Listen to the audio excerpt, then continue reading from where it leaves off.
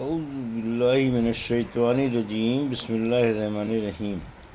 الحمد للہ رب العالمین والصلاۃ والسلام علی سید المرسلین و خاتم النبیین، اما بعد۔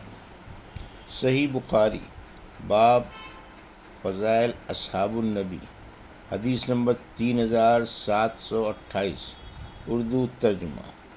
کہا ہم سے عمرو بن عون نے بیان کیا، کہا ہم سے خالد بن عبداللہ نے بیان کیا، ان سے اسماعیل نے، ان سے قیس نے بیان کیا کہ میں نے سعد بن ابی وقاص رضی اللہ عنہ سے سنا، وہ بیان کرتے تھے کہ عرب میں سب سے پہلے اللہ کے راستے میں نے تیر اندازی کی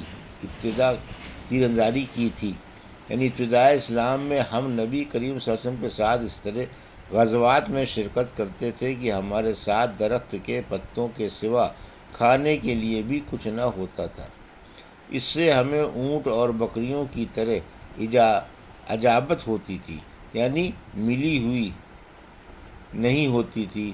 لیکن اب بنی اسد کا یہ حال ہے کہ اسلامی احکام پر عمل میں میرے اندر عیب نکالتے ہیں۔ چہ خوش ایسا ہو تو میں بالکل محروم اور بے نصیب ہی رہا اور میرے سب کام برباد ہو گئے۔ ہوا یہ تھا کہ بنی اسد نے حضرت عمر رضی اللہ عنہ سے سعد رضی اللہ عنہ کی چغلی کھائی تھی، یہ کہا تھا کہ وہ اچھی طرح نماز بھی نہیں پڑھتے۔ حدیث نمبر 3729، اردو ترجمہ۔ نبی کریم صلی اللہ علیہ وسلم کے دامادوں کا بیان۔ ابو العاص بن ربیعہ بھی انہی میں سے ہیں۔ ہم سے ابو الیمان نے بیان کیا، کہا ہم کو شعیب نے خبر دی، ان سے زہری نے بیان کیا، کہا مجھ سے علی بن حسین نے بیان کیا، اور ان سے مسعور بن مخرمہ رضی اللہ عنہ نے بیان کیا کہ علی رضی اللہ عنہ نے ابو جہل کی لڑکی کو جو مسلمان تھیں پیغام نکاح دیا۔ اس کی اطلاع جب حضرت فاطمہ رضی اللہ عنہ کو ہوئی تو وہ رسول اللہ صلی اللہ علیہ وسلم کے پاس آئیں اور عرض کیا کہ آپ کی قوم کا خیال ہے کہ آپ کو اپنی بیٹیوں کی خاطر جب انہیں کوئی تکلیف دے کسی پر غصہ نہیں آتا؟ اب دیکھیے یہ علی ابو جہل کی بیٹی سے نکاح کرنا چاہتے ہیں۔ اس پر آن رسول صلی اللہ علیہ وسلم نے صحابہ کو خطاب فرمایا، میں نے آپ کو خطبہ پڑھتے سنا۔ پھر آپ نے فرمایا، اما بعد، میں نے ابو العاص بن ربیعہ سے یعنی زینب کی شادی کی، آپ کی سب سے بڑی صاحبزادی، تو انہوں نے جو بات بھی کہی اس میں وہ سچے اترے، اور بلا شبہ فاطمہ بھی میرے جسم کا ایک ٹکڑا ہے، اور مجھے یہ پسند نہیں کہ کوئی بھی اسے تکلیف دے۔ خدا کی قسم، رسول اللہ صلی اللہ علیہ وسلم کی بیٹی اور اللہ تعالیٰ کے ایک دشمن کی بیٹی ایک شخص کے پاس جمع نہیں ہو سکتی۔ چنانچہ علی رضی اللہ عنہ نے اس شادی کا ارادہ ترک کر دیا۔ محمد بن عمر بن حلحلہ نے ابن شہاب سے یہ اضافہ کیا ہے، انہوں نے علی بن حسین سے اور انہوں نے مسعود رضی اللہ عنہ سے بیان کیا کہ میں نے نبی کریم صلی اللہ علیہ وسلم سے سنا، آپ نے بنی عبد شمس کے اپنے ایک داماد کا ذکر کیا اور اس کے حقوق دامادی کی ادائیگی کی تعریف فرمائی۔ پھر فرمایا کہ انہوں نے مجھ سے جو بات بھی کہی سچی کہی، اور جو وعدہ بھی کیا پورا کر دکھایا۔ حدیث نمبر 3730، اردو ترجمہ۔ رسول کریم صلی اللہ علیہ وسلم کے غلام حضرت زید بن حارثہ کے فضائل کا بیان۔ حضرت براء رضی اللہ عنہ نے نبی کریم صلی اللہ علیہ وسلم نے نقل کیا کہ حضور صلی اللہ علیہ وسلم نے زید بن حارثہ سے فرمایا تھا، تم ہمارے بھائی اور ہمارے مولا ہو۔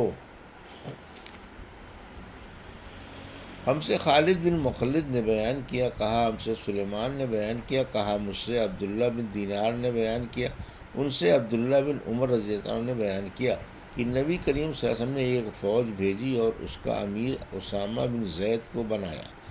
ان کے امیر بنائے جانے پر بعض لوگوں نے اعتراض کیا تو آن صلی اللہ علیہ وسلم نے فرمایا، اگر آج تم اس کے امیر بنائے جانے پر اعتراض کر رہے ہو تو اس سے پہلے اس کے باپ کے امیر بنائے جانے پر بھی تم نے اعتراض کیا تھا، اور خدا کی قسم وہ زید امارت کے مستحق تھے اور مجھے سب سے زیادہ عزیز تھے، اور یہ اسامہ اب ان کے بعد مجھے سب سے زیادہ عزیز ہیں۔ حدیث نمبر 3731، اردو ترجمہ: ہم سے یحییٰ بن قزا نے بیان کیا، کہا ہم سے ابراہیم بن سعد نے بیان کیا، ان سے زہری نے، ان سے عروہ نے، اور ان سے حضرت عائشہ رضی اللہ عنہا نے بیان کیا کہ ایک قیافہ شناس میرے یہاں آیا۔ نبی کریم صلی اللہ علیہ وسلم اس وقت وہیں تشریف رکھتے تھے، اور اسامہ بن زید اور زید بن حارثہ ایک چادر میں لیٹے ہوئے تھے۔ منہ اور جسم کا سارا حصہ قدموں کے سوا چھپا ہوا تھا۔ اس قیافہ شناس نے کہا کہ یہ پاؤں باز باز سے نکلے ہوئے معلوم ہوتے ہیں، یعنی باپ بیٹے کے ہیں۔ قیافہ شناس نے پھر بتایا کہ حضور صلی اللہ علیہ وسلم اس کے اس انداز پر بہت خوش ہوئے۔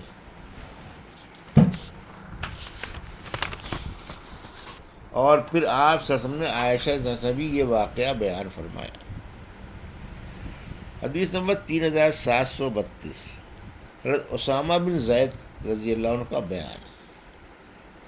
ہم سے قنیبہ بن سعد نے بیان کیا، کہا ہم سے لیث بن سعد نے بیان کیا، ان سے زہری نے، ان سے عروہ نے، اور ان سے حضرت عائشہ رضی اللہ عنہا نے کہ قریش مخزومیہ عورت کے معاملے کی وجہ سے بہت رنجیدہ تھے۔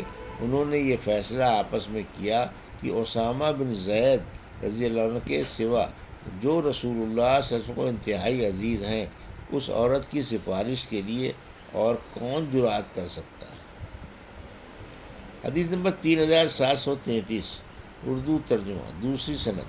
اور ہم سے علی نے بیان کیا، کہا ہم سے سفیان نے بیان کیا، انہوں نے کہا کہ میں نے زہری سے مخزومیہ کی حدیث پوچھی تو وہ مجھ پر بہت غصہ ہو گئے۔ میں نے اس پر سفیان سے کہا تو پھر آپ کسی اور ذریعے سے اس حدیث کی روایت نہیں کرتے؟ انہوں نے بیان کیا کہ ایوب بن موسیٰ کی لکھی ہوئی ایک کتاب میں نے یہ حدیث دیکھی اور زہری نے سے روایت کرتے تھے، وہ عروہ سے، وہ حضرت عائشہ رضی اللہ عنہ سے کہ بنی مخزوم کی ایک عورت نے چوری کر لی تھی۔ قریش نے اپنی مجلس میں سوچا کہ نبی کریم صلی اللہ علیہ وسلم کی خدمت میں اس عورت کی سفارش کے لیے کون جا سکتا ہے؟ کوئی اس کی جرأت نہیں کر سکتا۔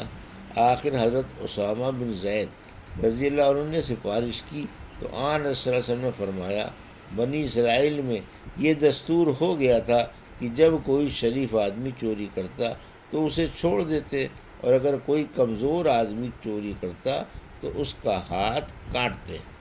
اگر آج فاطمہ بنت محمد نے بھی چوری کی ہوتی تو میں اس کا بھی ہاتھ کاٹتا۔ حدیث نمبر 3734، اردو ترجمہ۔ مجھ سے حسن بن محمد نے بیان کیا، انہوں نے کہا ہم سے ابو عباد یحییٰ بن عباد نے بیان کیا، انہوں نے کہا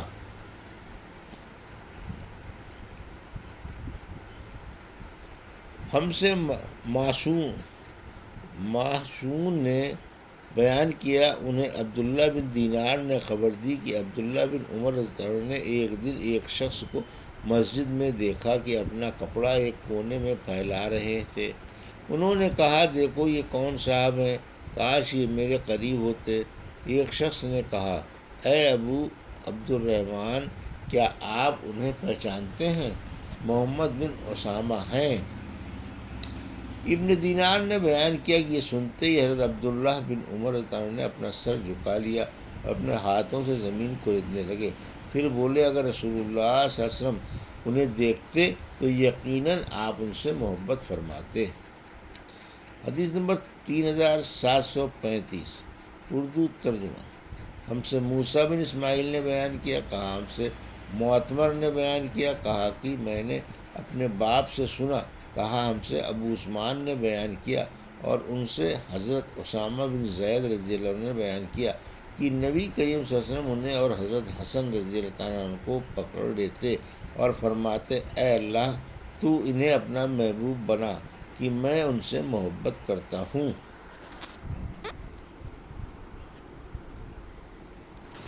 حدیث نمبر 3736، اور نعیم نے ابن مبارک سے بیان کیا، انہیں محمد نے خبر دی، انہیں زہری نے، انہیں اسامہ بن زید رضی اللہ عنہ کی ایک مولا حرملہ نے خبر دی کہ حجاج بن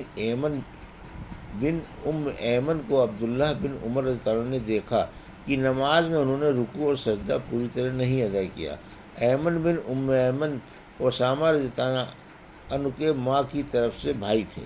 ایمن قبیلہ انصار کے ایک فرد تھے، تو ابن عمر رضی اللہ عنہ نے ان سے کہا کہ نماز دوبارہ پڑھ لو۔ یہ تھی صحیح بخاری باب فضائل اصحاب النبی کی حدیث نمبر 3728 سے 3736 کا اردو ترجمہ جو ابھی آپ نے سماعت فرمایا۔ اللہ سے دعا ہے کہ اللہ میں ان حدیثوں کی صحیح سمجھ عطا فرما اور ان پر عمل کرنے کی توفیق عطا فرما۔ آمین یا رب العالمین۔